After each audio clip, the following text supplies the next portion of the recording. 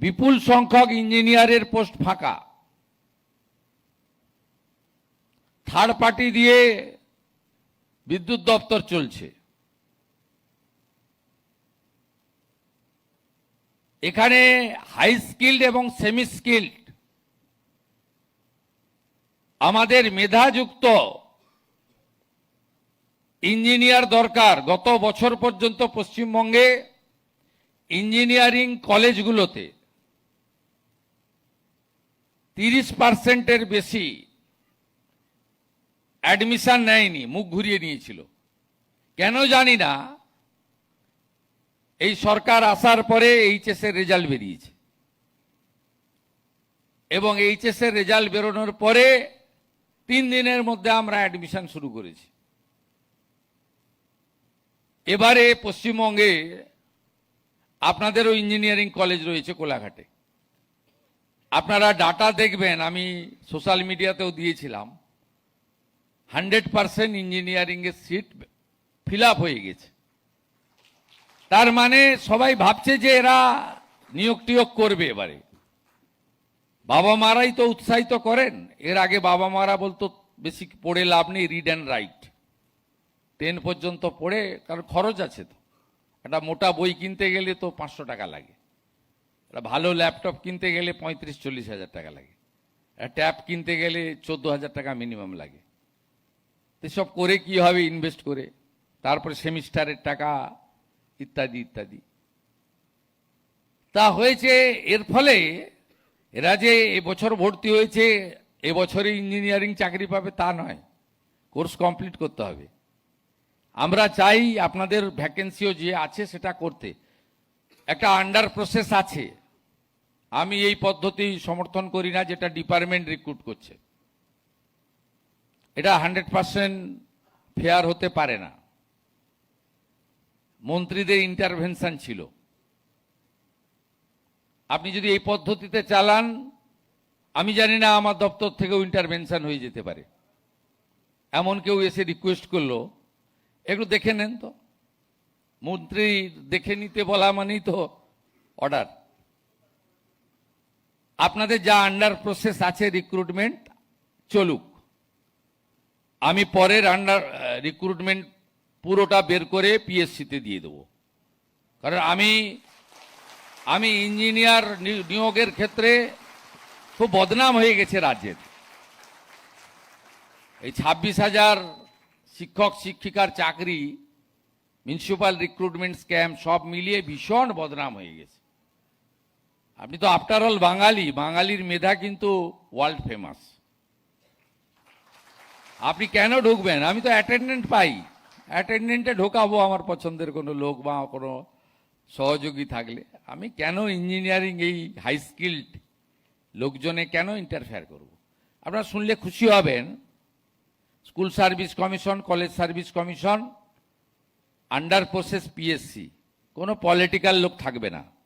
SSC থেকে CSC থেকে হাঁটিয়ে দিয়েছে, দূষণ নারিয়ালা চেয়ারম্যান হয়েছে স্কুল সার্ভিস কমিশনে। পিএসসিও তাই করব, কিন্তু যেটা প্রসেসে আছে শান্তনুবাবু বলেছিল আমি ওটা করে নিতে বলছি। ওটা নিয়ে আর এক্ষুনি আর কিছু বলছি না। তো পরে আমি একদম মেধাযুক্ত লোকজনকে এখানে ইনভাইট করব। দপ্তরটাকে ভালো বানাতে হবে। হিউম্যান রিসোর্স সবচেয়ে বড় জিনিস একটা দপ্তরের এবং একটা পরিষেবার ক্ষেত্রে। এবং আপনারা অনেকে অনেক দিন এক জায়গায় রয়ে গেছেন, ট্রান্সফার পলিসি থাকা উচিত। আমি লিস্ট করতে বলেছি, 3 বছরের বেশি থাকলে, যাদের 1 বছর রিটায়ারমেন্টে বাকি আছে আমি টাচ করব না। কিন্তু 3 বছরের বেশি যারা আছেন একটু ভাবতে হবে। এক্সেপশন থাকবে, কেউ পেশেন্ট থাকলে বা কারোর কোনো অসুবিধা থাকলে আমি কনসিডার করব, এমওএসও কনসিডার করবে, কিন্তু একটা পলিসি থাকা উচিত। এখানেও অনেক কিছু ঘটে, আমি কিছু শুনতে পাই। আমি তো ফিল্ডে থাকা লোক। তা মুখ্যমন্ত্রী ছাড়া সব পদই আগে হয়ে গেছিল। লাস্ট মুখ্যমন্ত্রী ছিল, এটাও জনগণ দিয়ে দিয়েছে। এলওপি হয়েছি, ক্যাবিনেট মিনিস্টার হয়েছি, এমপি হয়েছি, এমএলএ হয়েছি, মিউনিসিপ্যালিটির কাউন্সিলর হয়েছি, চেয়ারম্যান হয়েছি। I started my journey 1988। 34 years I am on the ground. তো ন্যাচারালি আমি এক্ষেত্রেও একটা নীতি থাকা দরকার, এটা আমি আপনাদের কাছে বলবো। আর আপনাদের স্যালারি বা ফাইন্যান্সিয়াল প্রোটেকশনের ক্ষেত্রে যারা তো সরকারের ডাইরেক্ট এমপ্লয়ি, তাদের ক্ষেত্রে রাজ্য সরকার তো ভাবতে শুরু করেছে। আমরা সুপ্রিম কোর্টের অর্ডারে কিছু কিছু এরিয়ার ডিএস আগে সরকার শুরু করে দিয়ে গেছিল, আমি অনেকটা এগিয়ে দিয়েছি, বাকিটাও আস্তে আস্তে এরিয়ার ডিএ আমরা দিয়ে দেবো, যেমন যেমন আমাদের সুপ্রিম কোর্টের যে কমিশন হয়েছে তাদের ডাইরেকশন মতো। আমরা প্রথম 8 থেকে 15 আগের সরকার কিছু দিয়ে গেছিল, আমি এসে অনেকটা দিয়ে দিয়েছি, বাকি 15 থেকে 19 এটা আন্ডার প্রসেস আছে। রিটায়ারমেন্ট লোকদের আগে দিচ্ছি, দিয়ে আস্তে আস্তে করে দেবো। 20% দিয়ে আমরা 42% গ্যাপ আছে, বাজেটে 20% ডিক্লেয়ার হয়েছে, এবং ওটা অক্টোবর মাস যেহেতু পুজোর মাস, আপনারা অ্যাডভান্স বেতন পাবেন, তার সঙ্গে আমরা মার্চ করে দিয়ে দেবো। 20% দিয়ে বেড়ে যাবে অক্টোবর থেকে। এসেই গেল knocking the door. Pay commission 7th বানিয়ে দিয়েছি, ওই টার্মস অ্যান্ড রেফারেন্স তৈরি হয়ে গেছে, তার ডিসকাশন চলবে।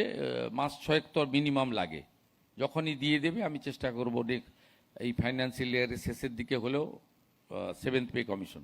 এর আগেও যে 6th পে কমিশন হয়েছে সেটা আমি তখন উদ্যোগ নিয়ে করেছিলাম। 2015-তে আমাদের অভিরূপ সরকারের কমিটি তৈরি হয়েছিল, আমি 16-তে মন্ত্রী হয়েছিলাম। এই কমিটি অনেক দিন সময় লাগিয়েছে। আমি 19-এর শেষের দিকে দিদেন সিএমকে বলেছিলাম, আপনি এতদিন পে কমিশন, হার্ডলি 1 বছর লাগে, 6 মাসও করা যায়, 1 বছর লাগে। আমাকে তখন উনি বলেছিলেন যে অর্থমন্ত্রী বলছেন যে কমিশনের রিপোর্ট রেডি নেই। আমি ভুল কথা বলছি, আপনি কমিশনের চেয়ারম্যানকে জিজ্ঞেস করুন। তো উনি জিজ্ঞেস করেছিলেন আমার সামনে ডেকে, কমিশনের বলেছিলেন যে অর্থমন্ত্রী বলেছেন যে রিপোর্টটা জমা দিতে না, টাকা নেই। আমি বললাম যে এটা আপনি দিয়ে দেন। তা সেই মতো 2020 জানুয়ারিতে 6th পে কমিশন আপনারা পেয়েছিলেন, কিন্তু তাতে ডিএ আপনার তুলে দেওয়া হয়েছিল।